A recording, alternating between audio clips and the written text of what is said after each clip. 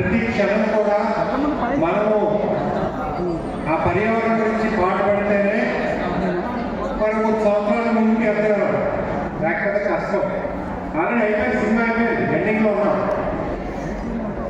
ఎందుకు ఇంత కరెక్ట్గా కాన్ఫిడెంట్గా చెప్తున్నానంటే నేను 58 డిగ్రీలు టెంపరేచర్ దగ్గర కూడా పనిచేశాను ఎడారుల్లో, గల్ఫ్ కంట్రీస్లో. అయితే మీ అందరికీ ఇక్కడ విశాఖపట్నంలో ఒక జరిగిన కేసు గురించి చెప్తాను. ఈ ఇంప్రాపర్ ట్రాన్స్పోర్టేషన్ ఉంది కదా విశాఖపట్నం 2 పోర్టుల నుంచి కూడా వస్తే ఆ బొగ్గు అని రోడ్డు మీద పడిపోవడం వల్ల ఒక 100 గ్రాములు బొగ్గు పడిపోతే అది ఒక లారీ వెళ్ళి ఒక 10 గ్రాములు అలా పీసీ కింద మారిపోయి మోటార్స్ చాలా చిన్న పౌడంలో మారిపోయి అది మనం ఇండియన్ ఎక్సైజ్ చేస్తున్నప్పుడు మన బాడీలో ప్రవేశిస్తుంది. 41 రోజుల తర్వాత, అందుకే అయ్యమ్మ వాళ్ళు వేస్తారు కదా, ఏకమండలం సోమవారం వేస్తారు కదా, 41 రోజుల తర్వాత 42వ రోజు మన బియ్యం మారుతుంది.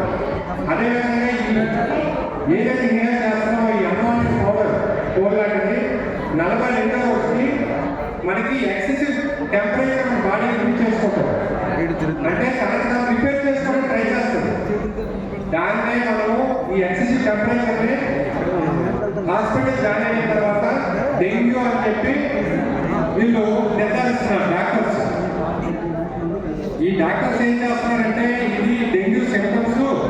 ఎందుకు సింప్టమ్స్ అంటే ఎప్పుడైనా సరే యాంటీబయాటిక్స్ ఇచ్చేటప్పుడు మనకి ప్లేట్లెట్స్ డౌన్ అవుతాయి, అది ధర్మం, ధర్మం.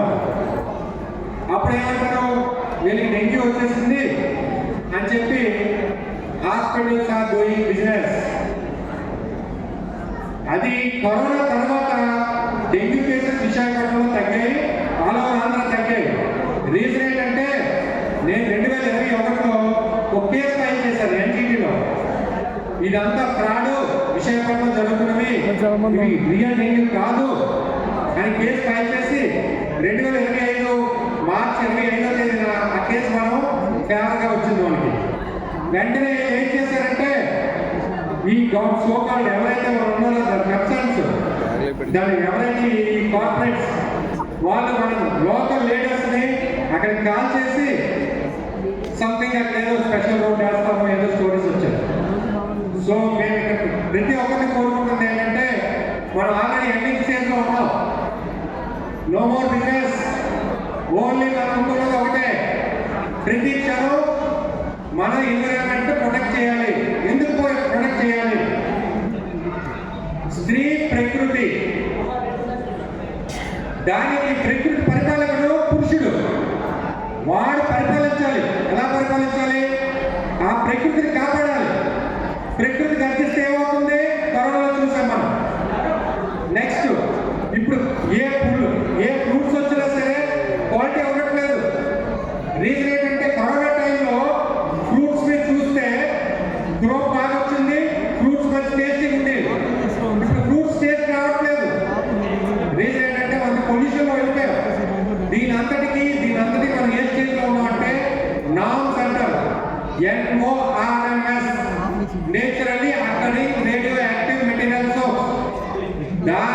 దాని ప్రకారం ఏంటంటే మనము ఆ నామ్స్ లో ఉన్న వాళ్ళు వర్క్ డ్యూటీలో అయితే కొన్ని రోజులు పనిచేసి కొన్ని రోజులు సెలవు తీసుకోవాలి. కానీ ఇక్కడ మన ఇంట్లోనే నామ్స్, మనందరం కూడా రేడియో యాక్టివిటీ సోర్స్ ఎఫెక్ట్ అనేది మనం ఉంటుంది డైరెక్ట్గా. అదే ఇంటి దగ్గర అలా చీపురు పెట్టి చూస్తే నల్ల పౌడర్ వస్తుంది, అదంతా ఈ రోజు కాదు, మనకి ఆయుష్ తగ్గిపోతుంది. సో దీని అందరినీ ప్రొటెక్ట్ చేసుకోవాలంటే మనం మాస్క్ పెట్టుకోలేం కదా, రోజంతా మాస్క్ పెట్టుకొని మన ఇంట్లో